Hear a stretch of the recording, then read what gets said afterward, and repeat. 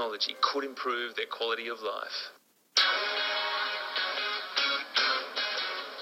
In 1993, Amanda Keller took you on a virtual skiing trip in Japan.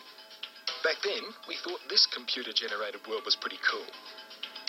But unlike reality, I haven't fallen over yet. Then, more recently, Anna Choi introduced you to an incredible new way to alter reality.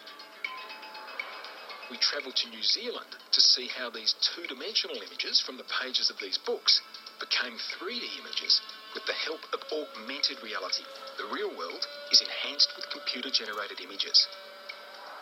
Now, we've found the latest use of the technology, where you can see a whole city transformed. Here in Switzerland, I'm about to take the world's first augmented reality sightseeing tour. Hi. Hello. I'm ready. Okay. Yeah. Hello. To make this work, the city is mapped for its landmarks, and these are turned into GPS hot zones, which trigger computer-generated images that enhance what you're looking at. Nicholas Neke is the co-inventor of this brand new tourism experience.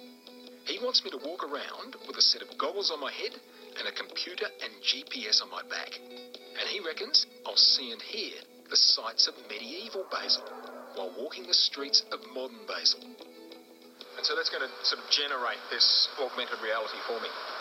Yeah, over the GPS, we know where you are. The components are linked in a backpack computer. There's a Not too bad. belt around you.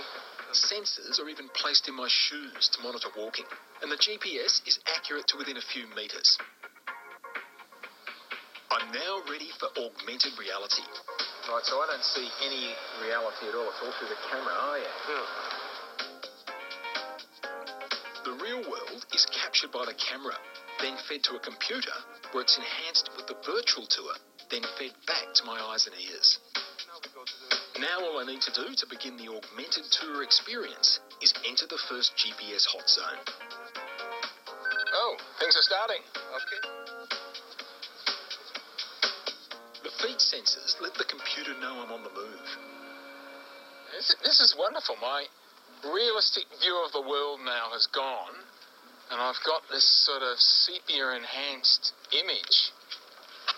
It really is creating this feeling of being in another world, but still a real world. Nicholas and his team measured and mapped the old medieval city and translated that into GPS coordinates. As I pass through each set of coordinates, the computer triggers a different set of experiences, like superimposing an original building. It's a weird sensation and takes a while to get used to. Initially it's quite disorienting, quite unreal, but then it's like your brain suddenly locks in and the world's much easier to move in. It seems much more real. The augmented reality also includes pre-recorded video sequences of historic scenes and characters. Suddenly, you're no longer on your own. Now, there's a guy in front of me. He looks like he's a soldier. Some sort. He's walking in. He's looking into this room that's in front of me now. Oh, he's gone. The augmented reality tour is still experimental, but for just $20, it adds a whole new dimension to this city. Oh, everything's gone bluish, and everything's slightly running slowly. Oh, feels like I've had a couple of beers too many. Extra effects are triggered by the walking sensors, like a ghostly vision of this medieval woman banished from the church, or the sound of a distant horse. There goes the horse. Or a blacksmith banging. By only changing some things in the real-life picture, as opposed to everything, augmented reality blurs the line between what's real and what's not, so it's surprisingly easy to lose your sense of reality. Now the water.